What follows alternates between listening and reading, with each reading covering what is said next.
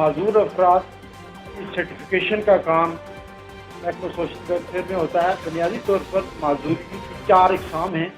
ایک جسمانی معذور افراد ہوتے ہیں، ایک گونگے بہرے یا ڈیف اینڈ ڈمب ہیں، تیسرے مینٹلی ہیں، اور چوتھے بلائنڈ یا لو ویژن۔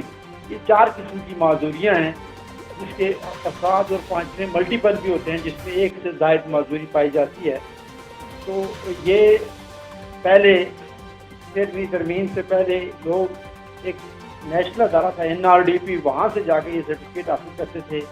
اس کے بعد یہ 2013-14 کے بعد آزاد حکومت نے آزاد کشمیر کے شہریوں کے لیے ایک آسانی پیدا کی اور یہاں ڈسٹرکٹ ڈسیبلٹی بورڈ تشکیل دیے، جس میں 10 ڈسٹرکٹ میں 10 ڈسیبلٹی بورڈ ہیں جہاں لوگ اپنے معذور افراد کی سرٹیفکیشن کے لیے جاتے ہیں اور بڑی آسانی سے ہو جاتا ہے۔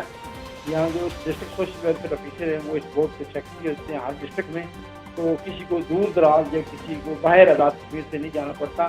اس سرٹیفکیٹ کے بعد اس کے کچھ حقوق بن جاتے ہیں، وہ کوٹا اپلائی کر سکتا ہے، اور بہت سارے جو پینشنر حضرات ہیں جن کی پینشن عام طور پہ بند ہو جاتی ہے، لیکن اگر کوئی ان کا معذور بیٹا یا بیٹی ہو تو وہ پینشن اس کے نام منتقل ہو جاتی ہے۔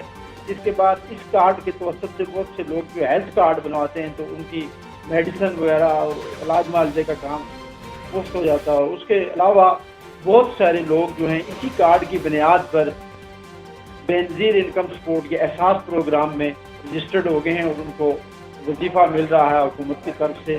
اور پھر ہمارے کچھ ادارے ہیں جو پرائیویٹ ادارے ہیں، جو NGOز ہیں جیسے قطر چیریٹی ہیں اور دیگر ادارے ہیں جو ہمارے اس کارڈ کی بنیاد پر ان کو معذور افراد کی فیملی سپورٹ پروگرام کے لیے رجسٹر کرتے ہیں، ان کو مالی امداد ملتی ہے۔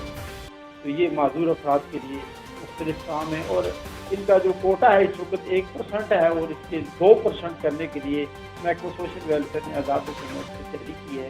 یہ ابھی پروسیس ہے، وہ بھی ہو جائے گی، اور ہم چاہتے ہیں ہمارا ڈپارٹمنٹ کے معذور افراد کو معاشرے کا اثاثہ بنایا جائے، لائبلٹی نہ بنایا جائے، اور ان کو برابری کے ساتھ تمام شعبہ حیات میں کام کرنے کا موقع دیا جائے تاکہ وہ ریاست کی مفید اور کارگر شہری بن۔